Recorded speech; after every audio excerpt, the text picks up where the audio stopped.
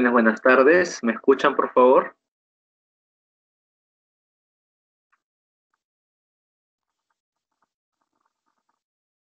Jóvenes, buenas tardes. ¿Me escuchan? Sí, ingeniero, buenas tardes. Buenas tardes. Por favor, atentos a la lista. Atentos a la lista, por favor. A ver. Fabián. Buenas tardes, ingeniero presente. Buenas tardes.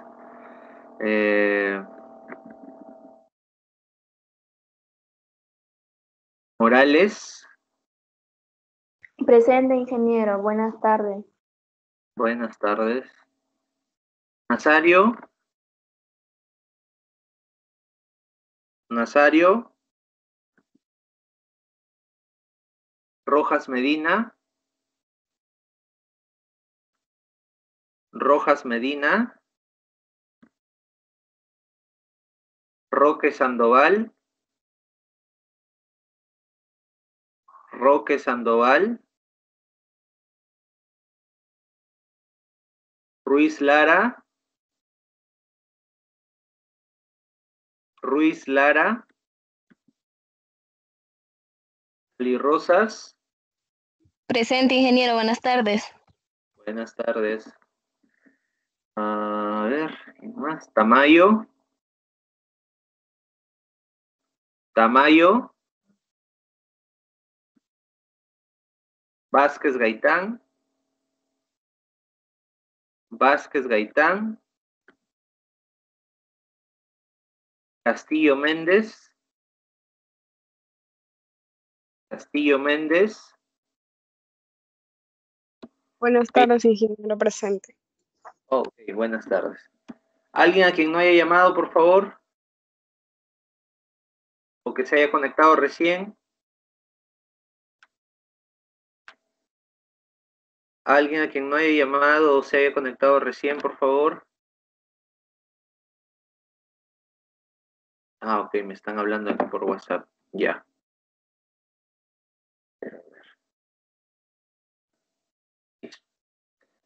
Bien, jóvenes, bien.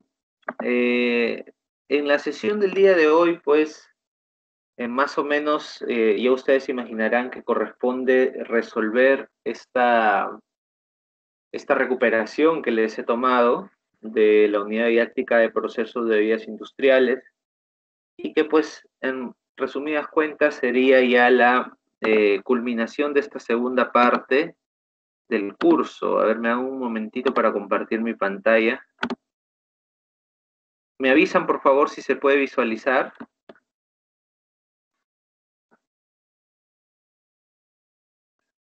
¿Se puede visualizar mi pantalla, por favor? Sí, ingeniero. Perfecto. Bien, como les decía, corresponde resolver la evaluación parcial de procesos de bebidas industriales, mejor dicho, la recuperación de la evaluación parcial. Y con ello, pues, estaríamos cerrando esta segunda parte del curso y solamente nos quedaría la última parte, ¿no? Que básicamente abarca los temas de fermentación ácido-láctica y destilación. Como retroalimentación, digamos, hasta el momento de cómo van en sus calificaciones, en sus trabajos. Bueno, en este grupo específicamente, que es el grupo B, realmente mucho inconveniente, la verdad. La gran mayoría, no voy a decir que todos, porque todos no han cumplido, pero la gran mayoría ha cumplido con lo que se les ha solicitado. Y también en sus evaluaciones, digamos que no podemos decir que han salido tan mal, ¿no? Entonces, digamos que me da cierta sensación de tranquilidad este grupo B. No puedo decir lo mismo del grupo A, pero tampoco quiere decir pues que estamos excelentes, ¿no? Hay cosas que mejorar y pues tenemos esta última parte del curso para poder ajustar lo que tengamos que ajustar y mejorar lo que tengamos que mejorar. ¿Ok? respecto a lo que viene hacia adelante, antes de desarrollar esta evaluación, respecto a lo que viene. El día de hoy oficialmente estamos cerrando la semana 11, lo cual nos deja más o menos en la siguiente situación. 4 semanas de clases efectivas, ¿sí? Y después proceso de evaluación final. Entonces, si son 4 semanas de clases efectivas, nosotros ya no nos podemos dar el lujo de estar, pues, digamos, dejando de presentar trabajos, dejando de participar, dejando de desatender los foros que están en las aulas virtuales, aunque también es importante comentar que en la última semana no se ha actualizado el aula virtual de mi parte porque ha estado en mantenimiento, pero ya en cuestión de entre hoy y mañana está nuevamente actualizándose eso. A cambio de eso, pues hemos estado trabajando a través del WhatsApp. Yo les he estado facilitando los enlaces de la clase, ¿no? Eso más o menos para que ustedes tengan una idea de que el trabajo, sea por vía sincrónica o asincrónica, debe continuar. Ahora, qué más podemos decir de esto? Bueno, la finalización del ciclo básicamente en la unidad didáctica de procesos de vías industriales va a depender pues de sus trabajos y participaciones, porque recuerden que en la última unidad no voy a tomar evaluación, pero sí les voy a pedir algunos trabajos y recuerden que se debe presentar el entregable final del curso, que es un video tutorial de la elaboración de alguno de los productos que nosotros hemos estado viendo y que perfectamente ustedes también podrían utilizar para el curso de innovación tecnológica, porque en realidad por eso les había dicho de que escojan un producto que sea afín a ambos cursos, ¿ok? Entonces, vayan viendo esa situación ya, es importante que ya empiecen a procesar.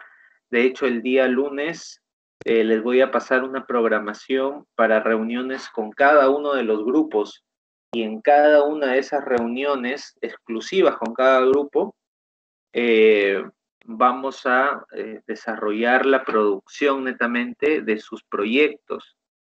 Entonces, no queremos, por favor, no queremos tener problemas con que después de que ya les alcance la programación me digan no me avisó, no supimos, no hemos comprado los insumos, no hemos comprado esto, porque estamos con el tiempo en contra.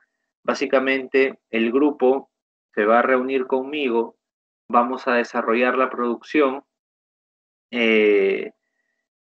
y de ahí para adelante, ustedes se tienen que encargar ya de ver todo el tema de los tutoriales, de completar los informes, de llenar las recomendaciones que yo les vaya dando, diseñar pues cómo va a ser su desarrollo de los sprints y todo ello.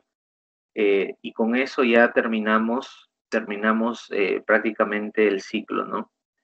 Entonces, el proceso de vías industriales, como les dije, son 2 temas bastante amplios que tenemos que ver, que es fermentación ácido láctica y destilación, ¿no?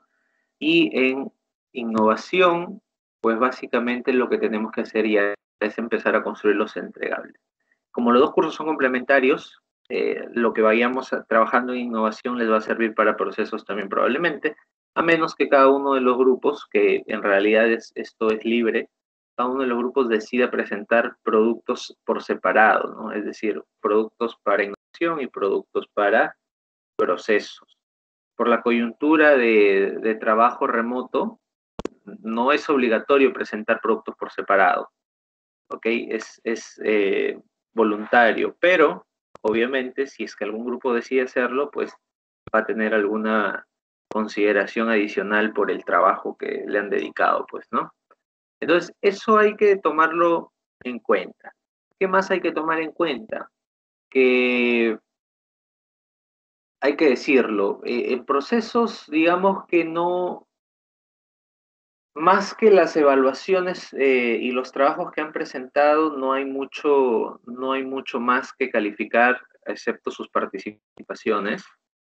Pero en innovación, y aquí hago un paréntesis de este curso, en innovación sí que he visto que hay grupos que inclusive no han presentado sus entregables, ¿no?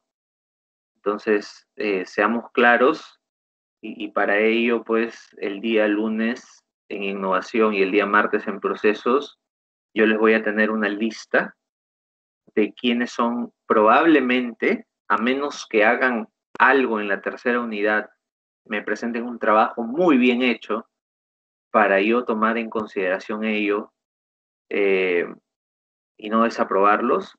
Voy a dar la lista de los posibles convocados a la recuperación desde ya, ¿ok? Desde ya. ¿Por qué? Porque simplemente no han estado cumpliendo con los plazos.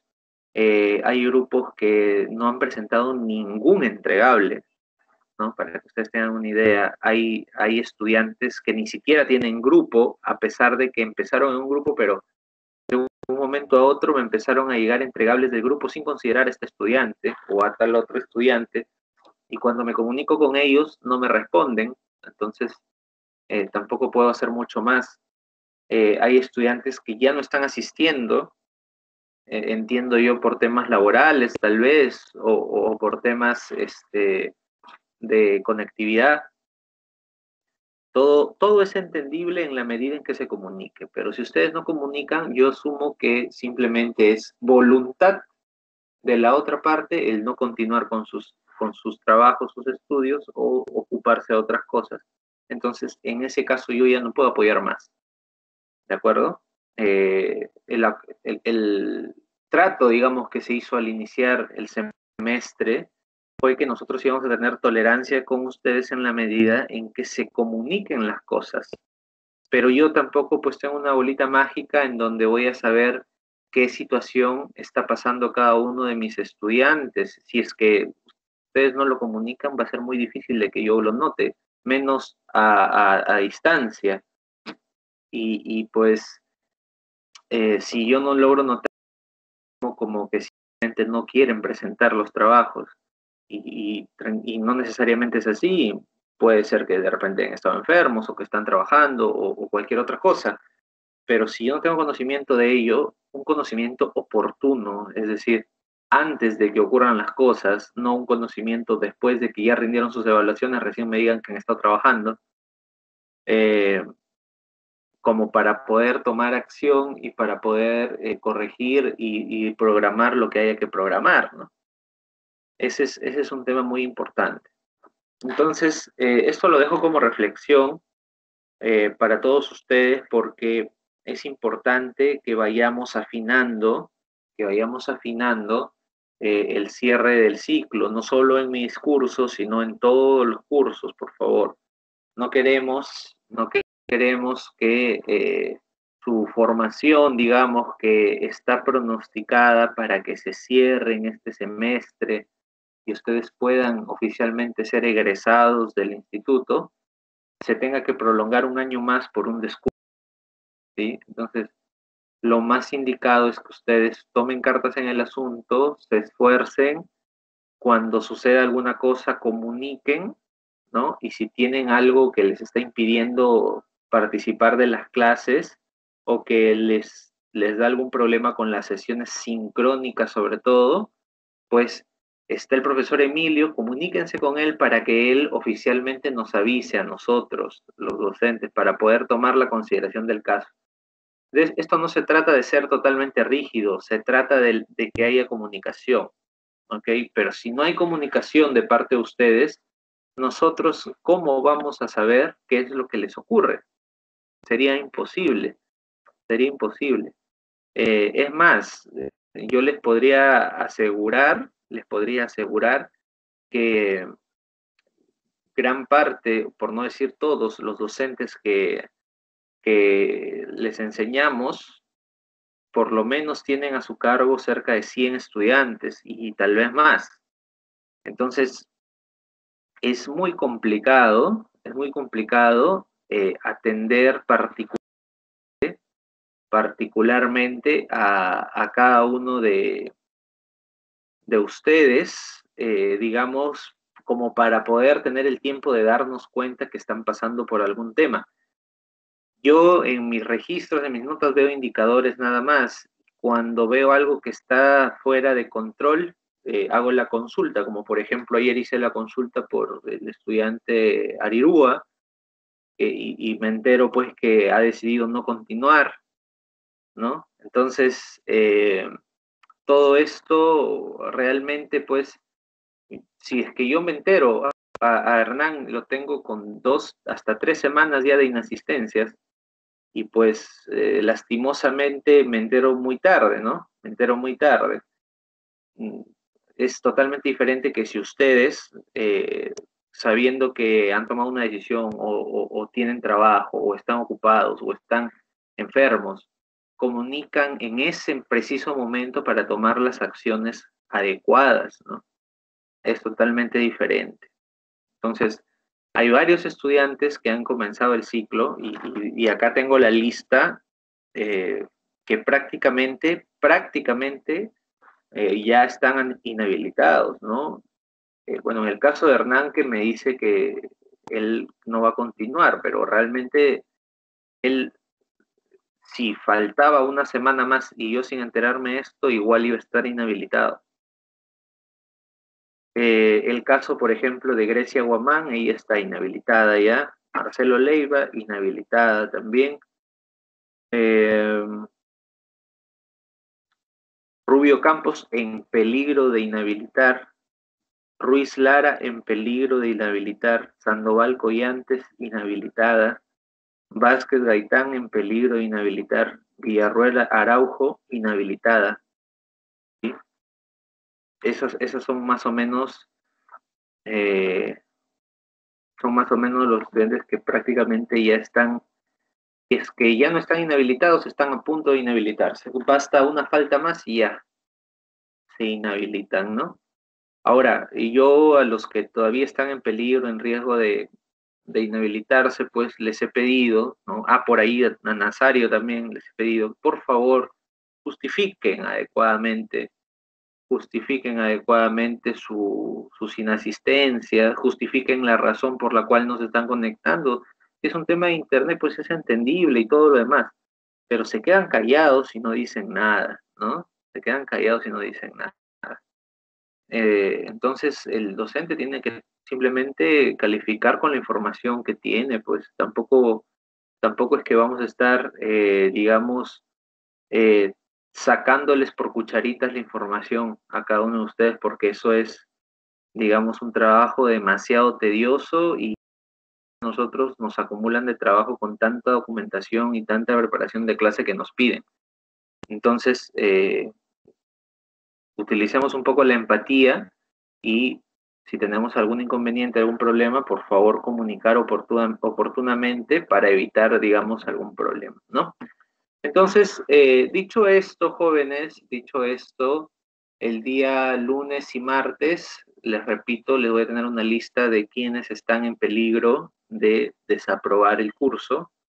No les voy a tener notas, porque las notas todavía dependen de varias cosas, depende de cómo se desempeñe esta última unidad, depende del trabajo final que ustedes me presenten, y depende también de las participaciones y la actitud que le pongan al desarrollo de las unidades didácticas. Entonces, mientras yo no tenga esas notas, yo no les puedo adelantar cómo van ustedes con sus calificaciones, porque eso es muy variable. ¿En qué medida es variable? Por ejemplo, imaginen ustedes, se los comparto para que ustedes lo tengan claro, ¿no? Imaginen ustedes que haya un estudiante que sacó en calificaciones, con todo y las oportunidades que le dimos, sacó 11, ¿no? Pero este estudiante estuvo activo en todas las sesiones, participó en todas las sesiones, estuvo empeñoso en presentar sus trabajos, independientemente de repente si lo hayan hecho con un rendimiento sobresaliente, lo presentaron, estuvieron ahí preguntando y todo eso. Entonces, si sacas de un 11 de promedio final, queda la nota de actitud que tranquilamente puede darte esos 2 puntos que necesitas para aprobar. Entonces yo no me adelanto a dar notas ahorita, pero sí les digo de que la predisposición que ustedes muestren en las sesiones es clave muchas veces. Ahora, eso tampoco quiere decir que alguien que ha sacado de promedio final 8, 9, pues con actitud nada más va a aprobar, tampoco, ¿no? A lo mucho, con un 11 se puede ver, se puede ver. Y yo también evaluaré cómo ha sido su participación, pues, ¿no? Gracias a Dios he tenido el tino de anotar todas las participaciones y también queda como antecedente grabado en todos los chats cuando ustedes participan. Entonces, digamos que en ese aspecto vamos a tener una noción clara de quién pues está en posibilidades de aprobar o de desaprobar, ¿no? Hay estudiantes, por ejemplo, lo digo así porque se dio el semestre pasado, no con ustedes, sino con otra sección. Tuve una estudiante que en promedio, con notas y todo, sacó 12, ¿no? Sacó 12 y quería que la apruebe, pero este estudiante, cuando yo la llamaba, no participaba. Cuando le decía que exponga, no quería exponer. Tenía prácticamente las faltas al límite. Entonces, yo no podía apoyarla y desaprobó con 12, se fue a recuperación y repitió el curso. ¿Por qué?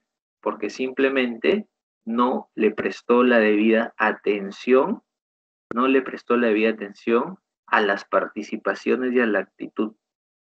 ¿Sí? A veces subestimamos esa nota, pero esa nota es clave, ¿eh? Esa nota es clave. Tan solo con ella haber participado en clase se hubiera ahorrado prácticamente repetir un curso completo, ¿no?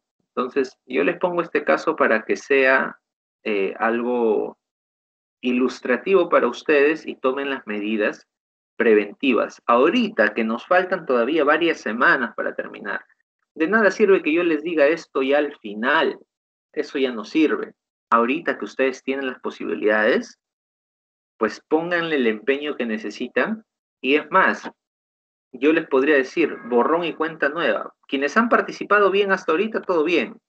Pero si yo he visto que no has participado antes, pero en este último tramo veo que te has puesto las pilas y has participado y todo eso, pues vas a tener mi reconocimiento y mi apoyo. En la medida en que participen, pues, ¿no? En la medida en que estén pendientes, en la medida en que pregunten, ¿no? Y esto incluye, por ejemplo, cuando yo les dejo un trabajo de una semana para otra y faltando 2 horas para presentar el trabajo, me piden pues que les explique cómo se hace el trabajo, ¿no? Entonces, con eso me dijeron pues que no han revisado absolutamente nada de lo que hemos hecho en clase a lo largo de la semana y que recién lo están viendo y recordando. Entonces, todas esas actitudes, aunque ustedes no lo crean, son valoradas y dejan un concepto de ustedes como estudiantes a nosotros como docentes. Y tenemos preconceptos que ustedes mismos forman en nosotros, de tal manera de que yo veo pues en mis calificaciones, por lo general quienes participan no tienen problemas en aprobar, ¿no? Pero por ahí pues alguien que se descuidó, participa y todo, pero se descuida en un examen, sale bajo y sale desaprobado las justas, pues el docente no va a ser loco debiendo de que ha participado durante todo el curso, ha sido una herramienta clave dentro de la sesión para poder desarrollarla, ha facilitado el trabajo de sus compañeros y todo. El docente no se va a tapar los ojos y va a decir, no, lo jalamos igual. No es así. El docente tiene esa posibilidad de premiar, digamos, la participación. Podemos nosotros premiar la participación. Pero si les hablo y cuando les digo, estamos de acuerdo, jóvenes, todos se quedan callados. Como ayer pasó también y a sus compañeros también les expresé lo mismo que les estoy diciendo a ustedes, para que quede claro y para que no haya ninguna controversia posteriormente, ¿no? a veces incluso, y recuerdo, ¿no? Años anteriores que trabajábamos de manera presencial, había esta situación de que dos estudiantes diferentes, pues, sacaban las mismas notas y uno aprobaba y el otro desaprobaba, y el que desaprobaba empezaba, ¿no? Con, ¿por qué aprobó este si yo tengo la misma nota? ¿Cómo es posible que esto, que el otro? Bueno, una de las razones es la que les estoy comentando, ¿no? Una de las razones es la que les estoy comentando. La participación se valora. Eso quiere decir que el que no participa no se le valora o se le baja nota. No, no es que se le baje nota, simplemente en el momento, pues, de resolver, digamos, de resolver el promedio final, pues no se le brinda el, digamos, el soporte en cuanto a ese de repente puntito que les faltó, por la sencilla razón de que no participó, pues, de la clase. ¿Sí? Entonces, eso está en el sílabus, la parte actitudinal, la parte de participación, la parte de intervenciones, exposiciones, todo eso está en su sílabo. Entonces, pongámonos las pilas en este último tramo, por favor, y seamos lo más coherentes posibles con nuestra formación. ¿Estamos de acuerdo?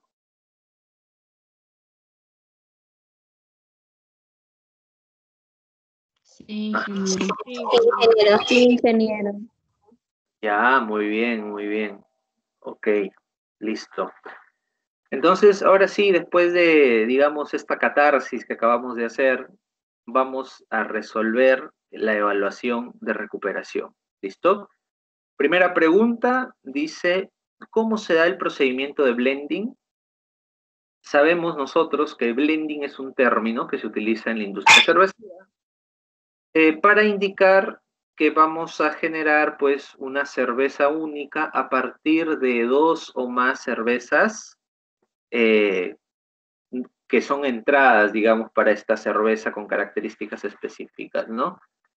Por definición, el procedimiento de blending se realiza a partir de mezclar 2 o más diferentes tipos de cerveza para obtener un producto resultante con características específicas y diferentes a las cervezas de origen.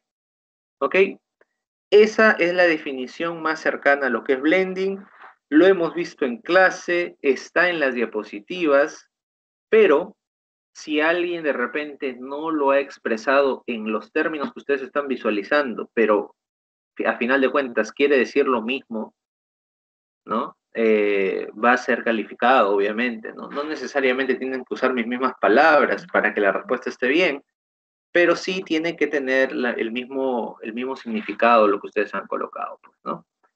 Entonces, si coincidimos en esta respuesta, estamos pues con puntaje completo. De repente por ahí alguna respuesta no tan clara referente a lo que les estoy colocando, sería pues un punto, y si han respondido algo que no tiene nada que ver con lo que les estoy preguntando, pues 0 puntos, ¿no? ¿Estamos de acuerdo con esta respuesta, por favor? ¿Hay alguno que ha respondido algo diferente o que ha complementado con más información? Sí, De ingeniero, acuerdo. como por mi parte estoy de acuerdo. Perfecto, perfecto.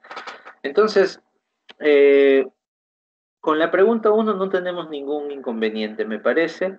De hecho, lo que he estado viendo en lo que me han enviado está bastante bien. La gran mayoría le ha dado a la respuesta, le ha atinado. Entonces no tendríamos de repente ningún inconveniente con asegurar de repente que la mayoría ha completado 2 puntos ahí, ¿no? Segunda pregunta dice, explica el procedimiento de armado de un bioreactor de fermentación. Ojo, un bioreactor de fermentación es desde lo que nosotros hemos visto en clase hasta bioreactores industriales, pues, ¿no? Yo les estoy pidiendo el procedimiento de armado de un bioreactor de fermentación. No les estoy especificando si es industrial, si es casero, si es de laboratorio, no les he pedido nada de eso. Entonces, lo que ustedes me han respondido respecto a un bioreactor, si corresponde a la definición de bioreactor, vamos a tener la calificación completa. Si de repente hay alguna etapa incompleta, es decir, que de repente solamente le han puesto entrada de oxígeno, pero no le han puesto salida de gas o de CO2, entonces la respuesta está incompleta, será un punto, y si han respondido otra cosa que no es la definición de bioreactor de fermentación, será 0 puntos, pues, ¿no? ¿Cómo es que me hubiese gustado que esté alineada su respuesta? De la siguiente manera. A un recipiente que puede ser de vidrio o acero inoxidable, para hablar en términos generales, ingresamos una entrada de aireación constante hasta la base, sellada herméticamente en la boca del recipiente. Además, se incorpora una salida de aire del recipiente con cloruro de sodio para neutralizar el oxígeno y el CO2 que se generan tanto en fase aerobia como anaerobia. El bioreactor puede contar o no con un termómetro y un termoagitador. Esos son datos adicionales, pero si basta con que ustedes me hayan dicho que tiene la entrada de aire y una salida, ¿no? Y que sirve de repente para escalar levaduras o qué sé yo. Si me han respondido algo similar a ello, estaría correcto, ¿sí? Estaría correcto. Pero si han obviado de repente el ingreso o salida de oxígeno o de CO2, o de repente han obviado alguna otra cosa, eh, y la respuesta es incompleta, pues sería un punto, ¿no? Y si la respuesta no tiene nada que ver, 0 puntos. ¿Estamos de acuerdo con esta respuesta, por favor? ¿O alguien desea complementarla?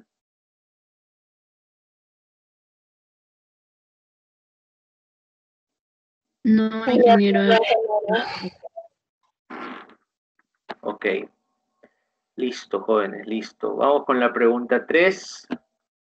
Pregunta 3 dice, explica el procedimiento de eliminación de taninos del vino. Para poder entrar en contexto con esta pregunta, debemos recordar en dónde se van a situar los taninos del vino, o mejor dicho, de dónde van a provenir los taninos del vino. Y recordemos pues que cuando hablamos de taninos estamos hablando de pepas, cáscaras, raspón y palillo. Pero cuando nosotros hablamos de fermentación alcohólica, normalmente de lo que estamos hablando es de fermentar las bayas estrujadas, ¿cierto? Como a nivel de mosto. Lo que incluye la pulpa, incluye las pepas e incluye la cáscara. Por ende, lo que nosotros vamos a retirar es los taninos del vino, del raspón y de los palillos de las bayas, ¿no? A ver, leamos la respuesta. Dice, los taninos son componentes fenólicos aromáticos presentes principalmente en pepas, raspón y palillo del racimo de uva. Para disminuir la concentración de ellos, desde el inicio de la producción podemos optar por retirar el raspón y el palillo de las bayas. En caso sea necesario reducir la concentración de taninos del producto terminado, se debe proceder al añejamiento del vino en barricas de roble. ¿Qué sucede? Sucede que a pesar de que nosotros a veces retiramos el raspón y los palillos de las bayas, pues el vino aún así contiene una elevada concentración de taninos, ¿no? Recuerden que los taninos es ese componente que hace que cuando nosotros ingerimos el vino lo sentamos como que raspa nuestra garganta. Entonces, algunos vinos jóvenes, sobre todo, tienen elevada concentración de taninos, principalmente porque cuando se estrujan las bayas, se echan los racimos a una despalilladora, y la despalilladora justamente retira el palillo, pero las bayas muchas veces se van con el raspón. Entonces, el raspón genera elevada concentración de taninos. Ahora, al margen de eso, si nosotros tenemos el raspón retirado también y el palillo retirado, igual a veces la cantidad de pepas y cáscaras presentes nos llevan a tener pues una elevada concentración de taninos. Con lo cual, pues se hace necesario el añejamiento de los vinos, ¿no? Para ello utilizamos barricas de roble, y justamente el añejo o el envejecimiento de los vinos se da para eliminar los taninos. Entonces, hablando desde el punto de vista de la respuesta, una respuesta completa se consideraría cuando hablamos del retirar raspón y palillo y cuando hablamos del añejo después del producto terminado. Si nosotros hemos puesto solo alguna de esas dos respuestas, o de esas dos partes donde eliminamos taninos del vino, pues tendremos un punto. Y si no hemos considerado ninguna de ellas o hemos respondido algo que no nos han preguntado, pues tendremos 0 puntos, ¿no? 0 puntos. ¿Estamos de acuerdo con esta respuesta, por favor? Hola, buenas tardes. Sí. Hola. Ya, perfecto. Ah, Edson. Sí, profesor, buenas tardes. Sí, yo le quería comentar que también yo puse en la, o sea, puse también en el despalillado y esas cosas, Ajá. pero también puse en la etapa de selección también, ¿no? Que donde también se sacan los palillos que por ahí quedan o están sueltos. O sea, sí, bueno, sería un complemento también, ¿no? Sería un complemento. No estaría mal, al contrario, si lo has puesto, bien por ti. Si has agregado, aparte de lo que estás viendo, lo que mencionas, está bien, no hay problema, ¿no? Pero digamos que cuando ya hablamos de materia prima útil, estamos hablando de ya, bueno, racimos completos, ¿no? Ya sin de repente los palillos que han quedado sueltos o racimos sin bayas, eso ya lo retiramos, ¿no? Pero sí, o sea, si lo ves desde esa óptica, sí sería interesante también considerarlo, ¿no? ¿Alguien más que de repente quisiera complementar la respuesta o están de acuerdo con la respuesta? Ingeniero, Sí. yo también agregué que también no dice que cuando tú haces un desvallado manual te da el porcentaje, o se podría decir que puedes obtener menos taninos también. Sí, es que justamente es por el retirar el raspón, ¿no? El raspón se retira manualmente, no se retira con máquina. Pero sí, es un complemento también de esta respuesta, ¿no? Es un complemento. Cuando estamos hablando de desvallado manual, estamos hablando justamente de retirar el raspón, ¿ok? Bien. ¿Alguien más que quisiera complementar esta pregunta, por favor? Ahora sí estamos de acuerdo todos. Sí, ingeniero, de acuerdo. Muy Sí, bien. ingeniero. Ok. Bien, vamos con la pregunta 4 entonces. Bueno, la pregunta 4 ya, eso era un regalito para ustedes, porque prácticamente es la misma pregunta del examen. Aquí no he cambiado nada. O sea, lo único que tenían que hacer es irse al solucionario del examen y copiar esta parte y pegarla, ¿no? Ese era un regalito para ustedes. Esa pregunta no la he cambiado. Por ende, intuyo de que en el peor de los casos, todos van a sacar más de 0,2, ¿no? Eh, pero bueno, esa pregunta 4 ya no la vamos a revisar porque, pues básicamente ya la hemos visto, ¿no? Vamos con la pregunta 5. Dice, explica las vías metabólicas que sigue Saccharomyces cerevisiae en el proceso de elaboración de vino natural. Ojo que en el examen anterior les pedía las fases metabólicas de la cerveza, de Saccharomyces en cerveza. Ahora se los estoy pidiendo en vino natural. Y cuando hablamos de vino natural, ahí sí que tenemos que hablar de dos fases. Fase aerobia y fase anaerobia. Entonces, si solamente han copiado lo del examen anterior aquí, digamos que su respuesta está incompleta, pues, ¿no? Está incompleta porque la respuesta para cerveza es solo anaerobia. Aquí sí faltaba incorporar la fase aerobia. Recuerden que en fase aerobia, Saccharomyces consume glucosa y se multiplica generando energía, ¿no? La respuesta, digamos, técnica sería lo que está aquí en pantalla. Lo voy a leer. Dice, Saccharomyces cerevisiae por acción enzimática transforma la fructosa en glucosa. A partir del consumo de glucosa en fase aerobia, la levadura respira a través del ciclo de Krebs y posteriormente la fosforilación oxidativa, generando 36 moléculas de ATP y se multiplica a través de gemación. Eso sería una respuesta técnica. Pero si ustedes responden, así como yo también les he explicado, ¿no? Consumen glucosa y se multiplica generando energía, está bien, ¿eh? O sea, no está mal la respuesta, porque en realidad lo que me interesa es que sepamos para qué se utiliza cada una de las fases. La fase aerobia se utiliza para escalar la levadura. ¿Y qué es escalar la levadura? Es hacerla crecer, es aumentar la cantidad de levaduras presentes en el mosto. ¿Cómo hacemos eso? Con oxígeno y la glucosa presente, ¿no?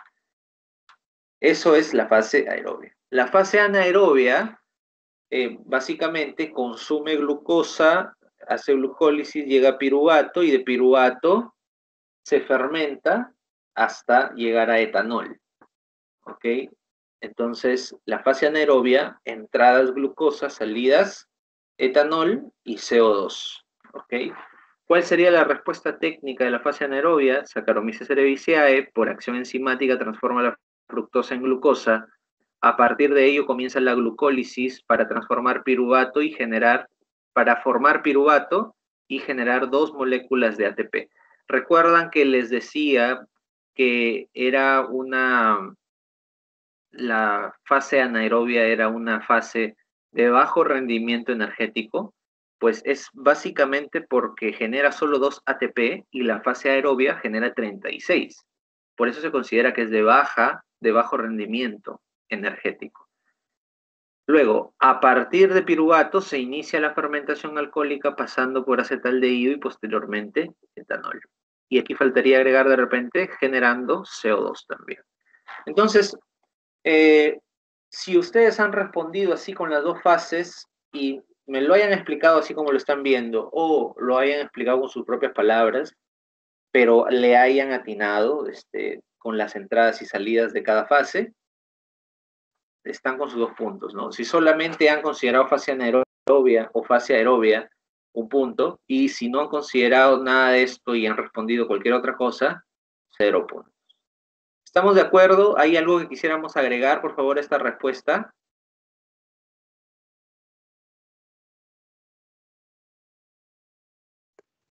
De acuerdo, ingeniero. Ok, perfecto. Bien, pregunta 6.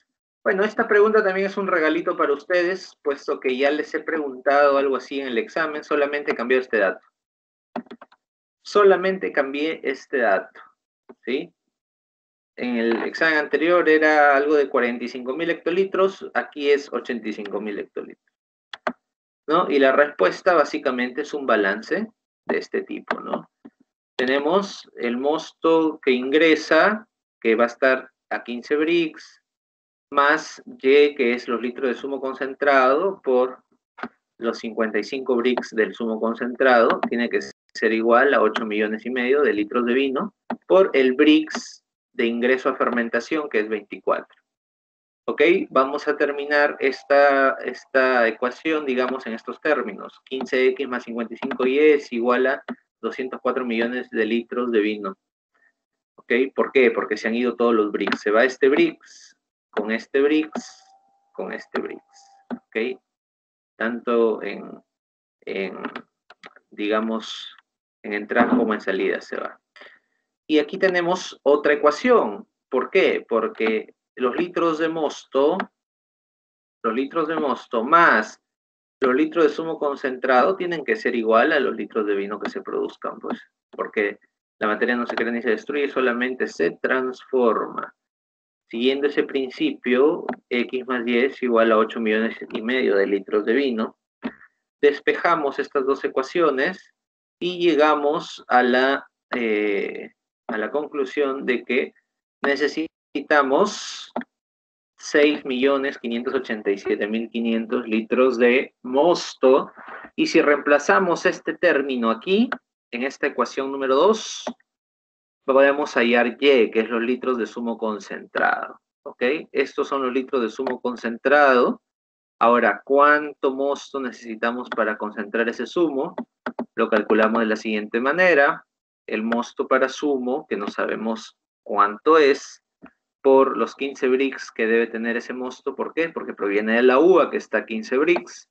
Debe ser igual a este volumen de litros de zumo concentrado por 55 Brix, que es la concentración de azúcares de este zumo concentrado. Suma, resta, multiplicas, divides y te sale que has obtenido esta cantidad de mosto para poder transformarla en zumo concentrado, 7.012.500. Estos 7.012.500 los tienes que sumar a estos litros de mosto iniciales. ¿Por qué? Porque el mosto inicial, ¿de dónde proviene? De la uva. Y el mosto para zumo, ¿de dónde proviene? También de la uva. Entonces, no vas a comprar dos variedades de uva diferentes, es la misma variedad de uva.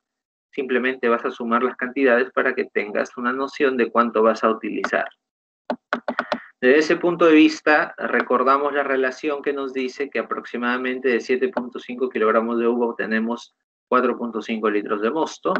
Si lo vemos desde esa perspectiva, hacemos un reemplazo para hallar la masa de uva que necesitamos al inicio.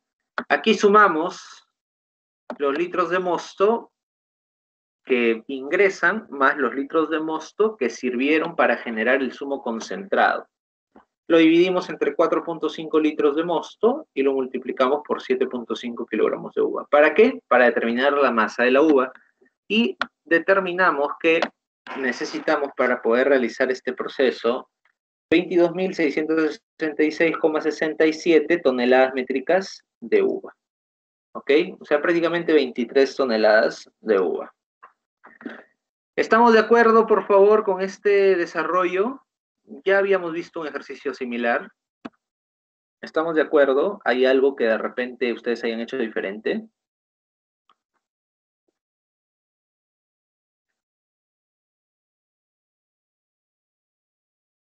¿Jóvenes? Sí, ingeniero, por mi parte, de acuerdo. De acuerdo. Yo también, ingeniero. ¿Pero de acuerdo porque lo han visto ahorita o sí lo han desarrollado así? Bueno, yo sí le he desarrollado así, Ya, pero perfecto. no lo tengo a la mano Sí, en mi señora. ejercicio para comparar. Perfecto, pero si han seguido ese procedimiento, bueno, está bastante bien. Ajá, sí. Realmente lo hemos trabajado en un ejercicio así, pero es bueno siempre recordar, ¿no? Al igual que el ejercicio 7, jóvenes, es muy similar también a un ejercicio que ya había venido en el examen. Lo único que ha cambiado es el dato de que las pailas ya no van a tener 10 hectolitros, sino 100 hectolitros. Entonces, ustedes me dirán de dónde salen estos 13.600.000 litros. Bueno, esa es la suma del mosto de ingreso más el mosto que se utilizó para concentrar el zumo. ¿Ok? Esa suma es de 13.600.000 litros. ¿Ok? Ahora, de todo esto son 136.000 hectolitros prácticamente, lo que se va a tener pues como cantidad total de mosto, ¿no? De ahí vamos a separar para concentrar y de ahí vamos a separar para escalar. Ahora, para calcular el volumen de mosto iniciador, esto lo tenemos que dividir entre 5. ¿Por qué lo tenemos que dividir entre 5? Pues porque habíamos dicho, y de hecho está en sus diapositivas también, que cuando nosotros escalamos, podemos llegar hasta fermentar 5 veces el volumen del mosto iniciador. Entonces, si nuestro mosto iniciador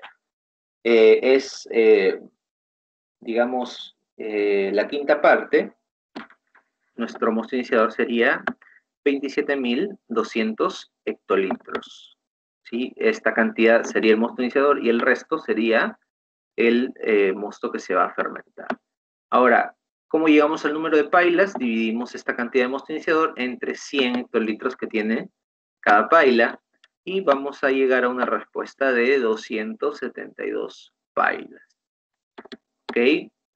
Este procedimiento es similar, ¿ok?, al anterior. De repente por ahí les va a dar algún número diferente, pero tiene que estar más o menos en un más o menos, creo yo, 5%. No creo que debería ser más. ¿Por qué les puede variar? De repente por los decimales del cálculo anterior, de la pregunta anterior, ¿no?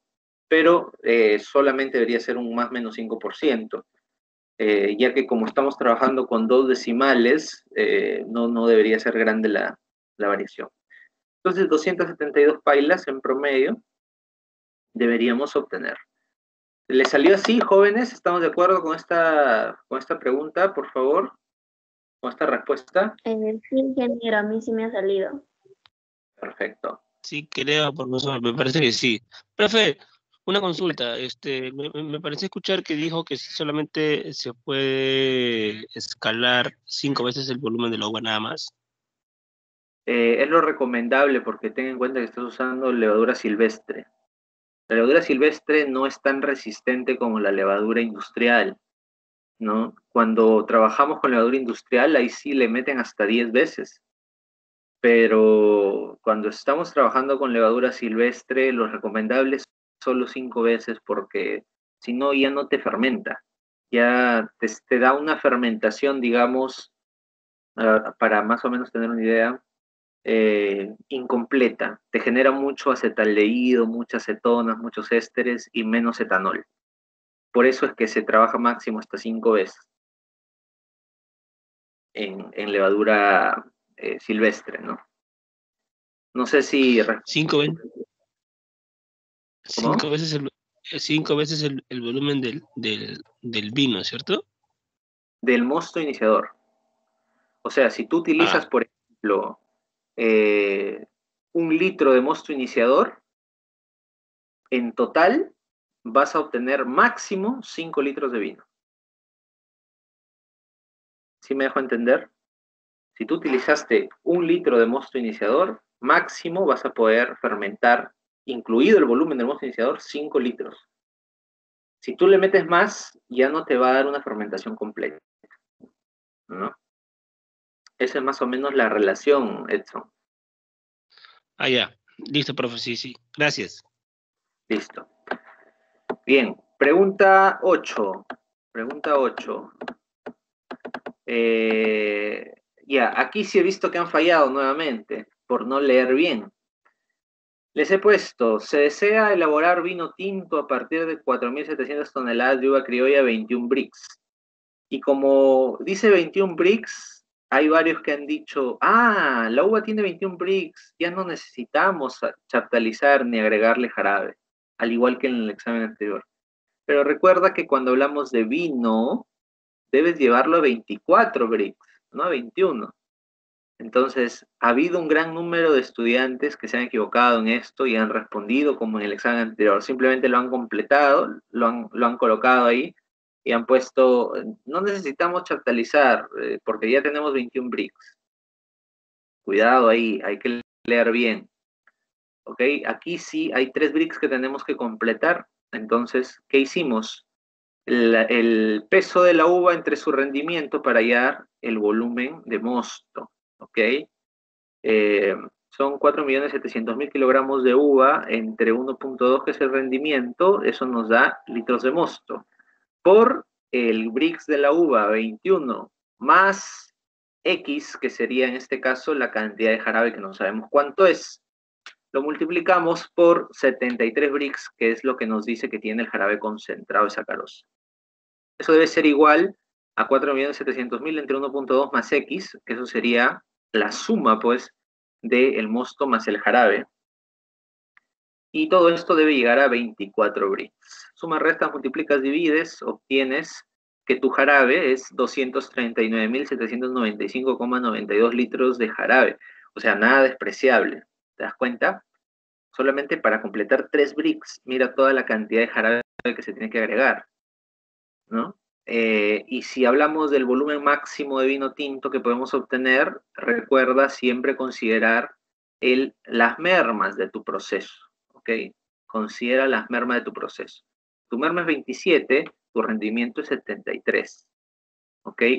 Entonces, 73% de la suma del mosto más el jarabe concentrado nos da un total de 4.156.462,58 litros de vino tinto, ¿ok? Esa es la cantidad máxima que puedes obtener. ¿Preguntas sobre esta pregunta? Profe, yo tuve una duda. En el volumen máximo de vino tinto es igual al 0.73%. Yo asumí que era que es ahí en donde se sacaban las mermas, pues, ¿no? El 27% de mermas, ¿no? Pero viendo el ejercicio, igual lo hice tal cual, pues, ¿no? Pero tenía esa duda, pues, ¿no? Que yo entendía que en esta parte de la operación se sacaba lo que eran las mermas, ¿no? Ya, mira, cuando te digo un volumen máximo, estamos hablando de que tu porcentaje de mermas no va a variar, se va a quedar ahí, ¿no? Se va a quedar ahí. No va a aumentar ese porcentaje de mermas. En realidad es un tema de interpretación nada más, porque si yo te pedía el volumen de vino tinto sin ponerte máximo, también me ibas a dar probablemente la misma respuesta, ¿no? También me ibas a dar la misma respuesta. Ahora, ¿qué sucede? ¿Por qué ponemos la palabra máximo? Porque nosotros cuando damos un porcentaje de mermas global, estamos asumiendo que la sumatoria de todas las mermas nos va a dar 27%. Pero estas mermas no se dan en una sola operación del proceso, se da a lo largo de todo el proceso. Entonces, cuando decimos volumen máximo, estamos diciendo el volumen teóricamente real que podríamos, no, sería el volumen teóricamente que nosotros podríamos obtener de vino tinto. Teóricamente, el porcentaje de mermas es 27%, ¿sí? Pero eso es un estimado, ¿ok? Ese 27% es más o menos 5% tal vez, porque una cosa es la teoría y otra cosa es la práctica, ¿no? Ustedes saben que en la práctica hasta ponerle una cuchara al vino genera mermas porque se pega el líquido en la cuchara, ¿ok? Entonces, hasta cuando esa aireación se queda volumen pegado en la manguera. Entonces, todo eso genera mermas, todo eso. Por eso estamos hablando de un volumen máximo. O sea, como máximo, ¿cuánto vamos a poder obtener? Obviamente, si tú estimas 27 y asumes un volumen máximo, pues estás diciendo de que ya, asumimos que 27 es real y con eso trabajamos, ¿no? Pero si te ponen solamente volumen, yo ese 27 lo puedo transformar en 30 y no pasa nada, ¿de acuerdo? Ese 27 lo puedo transformar en 30 y no pasa nada. Ya este es un tema más práctico que teórico, muchachos. Teóricamente, el balance es como ustedes lo están viendo. En la práctica, y los que han podido intentar realizar el proceso, se han dado cuenta que no es tan, digamos, esto no es una receta, ¿no? Hay siempre cosas que cambian los rendimientos en los procesos. Eso es natural de todo proceso alimentario, ¿no? Por eso es que es tan necesario la estandarización de procesos. ¿Ok? Bien. Entonces, ¿estamos claros con esta pregunta, por favor?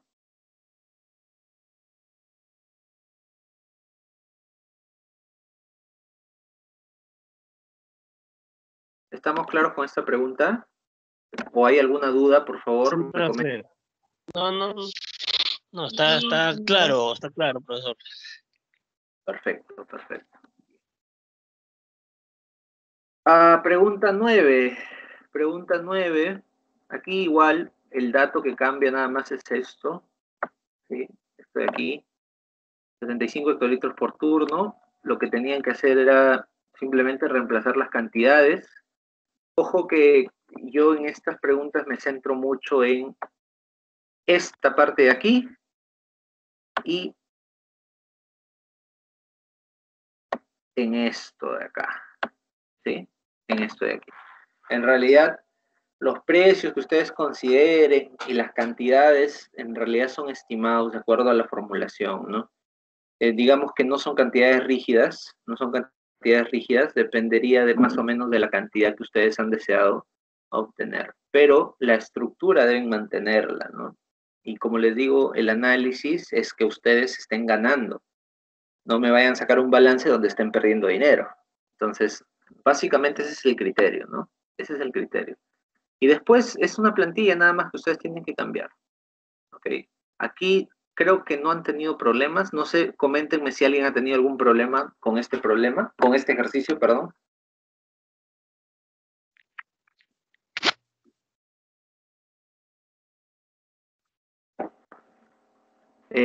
Si han logrado desarrollar este ejercicio, por favor me comentan. A mí me El 8, falta un profe. poquito de tiempo. El 9, ¿no? A mí también faltó tiempo, profesor. El tiempo y es nada más un poco de tiempo. Sí lo Hay que hice, ahí, pues, ¿no? lo hice todo, pero al final, como lo hice apurado, de repente no llegué al precio exacto, pues, ¿no? Pero sí lo hice, pero Ya, apurado, pues, ¿no? ya, bueno, es el tema de tiempo, ya pues eso escapa a las manos de ustedes también, escapa a mis manos. Ustedes saben pues que un examen siempre debe tener su tiempo, ¿no? Bien, pasemos a la última pregunta, que esta pregunta sí es la nueva, ¿no?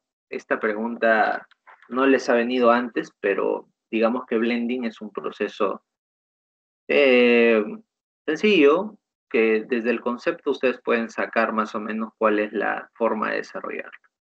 Y lo vamos a explicar. La pregunta 10 dice lo siguiente: se desea aplicar el procedimiento de blending a partir de cerveza producida de 3 tipos de maltas. 500 toneladas de la malta A se procesan durante la fase de cocimiento, alcanzan 19 brix. 650 toneladas de la malta B se procesan y durante la fase de cocimiento alcanzan 18 brix. Y 1050 toneladas de la malta C se procesan y durante la fase de cocimiento alcanzan 20 brix. Si asumimos que las mermas de cada proceso es 25%, ¿cuál será la cantidad máxima de cerveza que se obtendrá? Entonces lo que tenemos que hacer es un balance para cada tipo de cerveza. ¿Ok? Primero, la cerveza A son 500 toneladas, que es lo mismo que decir 500.000 kilogramos. Recuerden que en cerveza, por cada kilo de malta, tenemos 2.8 litros de mosto. ¿Ok? Entonces, esto es el mosto. Y a eso lo multiplicamos por el brix que se alcanza en ese mosto. En la fase de cocimiento, 19 brix. A esto le sumamos que una cantidad X de ¿qué? De jarabe concentrado de sacarosa a 70 grados brix. ¿Sí? A 70 grados brix. Y a esto nos tiene que dar ¿qué cosa? El volumen del mosto más el jarabe por los 21 brix que necesitamos para que empiece la fermentación de la cerveza. De tal manera de que nosotros vamos a tener este término de 1.400.000 litros por 19, más 70x es igual a 1.400.000 litros por 21 más 21x. En resumidas cuentas, la cantidad de jarabe que debemos añadir a 70 brix es de 57.142,86 litros. ¿Sí? 57.142,86 litros. Ahora, ¿cómo sacamos la cantidad de cerveza? Nos dice de que las mermas son 25%, entonces el rendimiento es de 75. 1.400.000 litros más, este 1.400.000 litros, ¿qué es? Es el volumen del mosto. Esto de acá es 1.400.000. ¿Sí? Esto de acá. El volumen del mosto más el volumen del jarabe. ¿Cuánto nos da? La cerveza A nos da 1.092.857,14 litros de cerveza A. Vamos con la cerveza B, hacemos el mismo procedimiento, solamente cambiamos los datos y obtenemos que la cerveza B nos da 1.448.571,43 litros de cerveza B. Y en el caso de la cerveza C hacemos exactamente lo mismo y determinamos de que la cerveza C nos permite obtener 2.250.000 litros de cerveza. ¿Cómo hacemos el blending? El blending es simplemente la cerveza A más la cerveza B más la cerveza C es igual a la cerveza ABC. Si hablamos volumétricamente hablando, que es lo que nos pregunta, qué cantidad de cerveza vamos a obtener, sumamos los tres tipos de cerveza y vamos a obtener 4.791.428,57 litros de cerveza ABC. Preguntas, por favor, al respecto. Esta es la respuesta. Preguntas.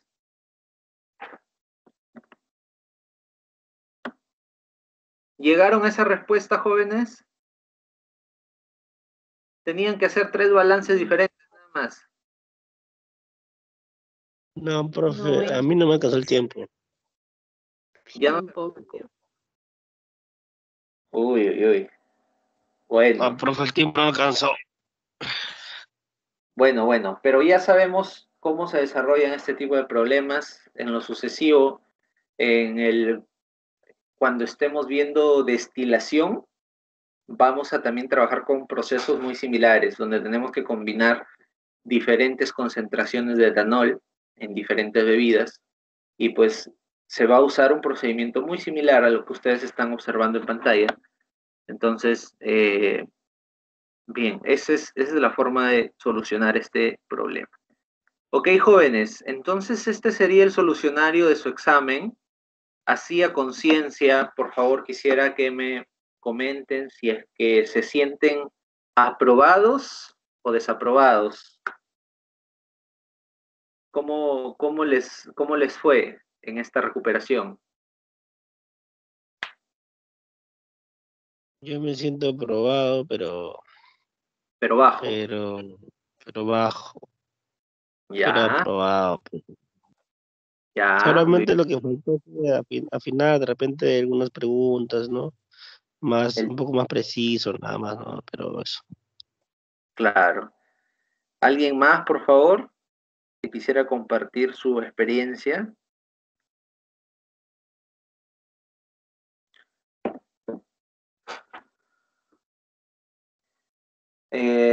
Yo estoy en duda, ingeniero. En duda, ok. Bueno, recordarles que vale la nota más alta, ok, vale la nota más alta. Entonces, digamos que para no perjudicarlos de alguna manera, voy a considerar esta recuperación, voy a considerar su examen y voy a considerar su práctica. En la que tengan la nota más alta, con esa nota se van a quedar. ¿De acuerdo? Adicionalmente a ello, pues recuerden que están las participaciones y los trabajos. ¿Listo? Hay grupos que no han presentado sus trabajos, es oportuno que lo hagan porque si no se van a quedar sin nota. Es mejor que tengan una nota baja por presentar a destiempo a que tengan un 0 por no presentar. ¿Ok? Entonces, lo dejo ya la pelota está en su cancha, como se dice. Pero eso sí, les digo que con esto ya estamos cerrando esta segunda parte del curso. La tercera parte del curso la empezamos la siguiente semana. Esperemos pues tener la disposición de todos ustedes y la participación de todos ustedes para poder llevar adelante estos 2 últimos temas que son un poquito largos de trabajar, y con eso estaríamos cerrando la unidad didáctica de procesos de vías industriales. Bien, ¿alguna pregunta final respecto al examen, sino para conversar sobre la otra unidad didáctica también? Respecto a este examen, ¿alguna duda? ¿Algo adicional, por favor, que quisieran comentar de repente?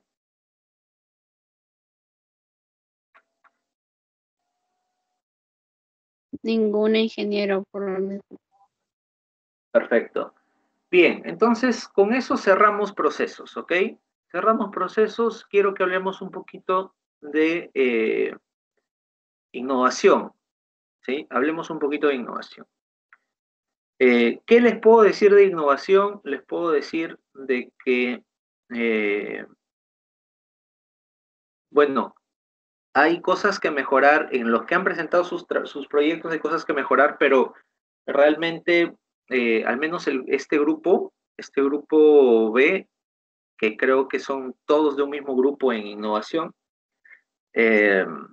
ha presentado un trabajo, digamos, bastante aceptable hasta el momento.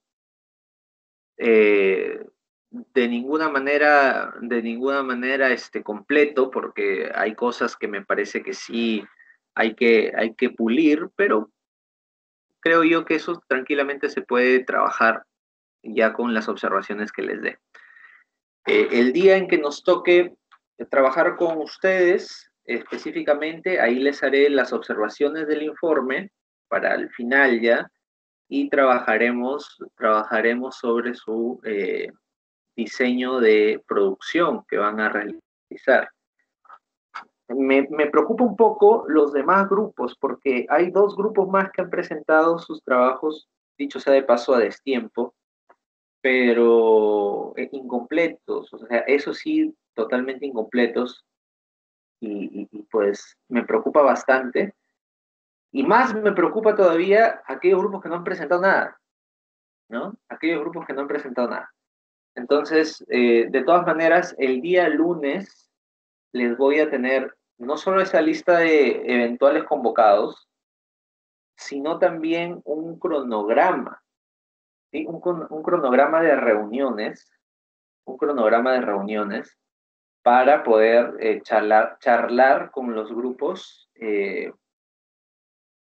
independientemente, para poder llegar a buen puerto con sus procesos y puedan ir trabajando ya en los entregables finales, porque ya nos queda muy poco tiempo. Este tiempo con la justa le va a dar para 2 sprints, y estos 2 sprints tienen que estar con entregables bien definidos, ¿ok? Tienen que estar con entregables bien definidos. En el caso de el grupo de Edson, me parece, sí creo que es el grupo de Edson, le voy a pedir que el día lunes, yo les voy a dar la programación, pero después de darles la programación a todos los grupos, me voy a quedar un rato más con el grupo de ustedes para pulir bien algunas observaciones que he encontrado en su trabajo. Entonces le pido que lo tengan a la mano para que lo puedan proyectar, ¿sí? Lo puedan proyectar y lo vamos trabajando ahí en clase, ¿ok? El día lunes. El día lunes siguiente también me voy a reunir con ustedes para ver el proceso netamente de trabajo productivo, ¿no? El trabajo productivo. Y con los demás grupos probablemente estaremos agendando en las siguientes semanas, porque con ellos sí tengo un trabajo más meticuloso. Me voy a tomar más tiempo con ellos porque en el caso ustedes han avanzado un poco más, pero los otros grupos están un poco más retrasados. Entonces, prácticamente con lo que les quiero decir es que este lunes y el siguiente lunes voy a enfocarme en ustedes para de una vez dejar todo listo, y ya ustedes nada más se encargan de ejecutar todo lo que les vaya diciendo, y vamos viendo las observaciones a través de WhatsApp, generando un monitoreo nada más. Y lo que restaría en el caso de ustedes en innovación sería que me presenten su entregable final, ya a final de ciclo, ¿no? Pero sí necesito este tiempo con los otros grupos porque están más, digamos, no han avanzado tanto con sus proyectos. Entonces, me preocupa que no les vaya a dar el tiempo para que puedan llegar al entregable final. No sé si me dejé entender con lo último que les acabo de mencionar, por favor.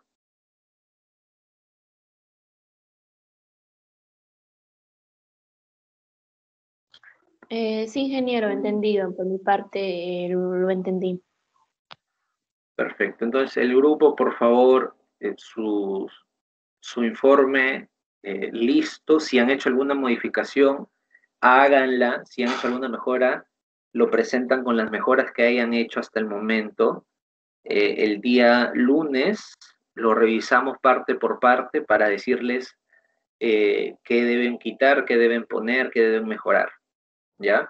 Y otra cosa importante, tengan por favor a la mano donde anotar, porque esto de que después veo el video y todo eso, ya me estoy dando cuenta de que no es lo mismo que ustedes anoten, ¿ah?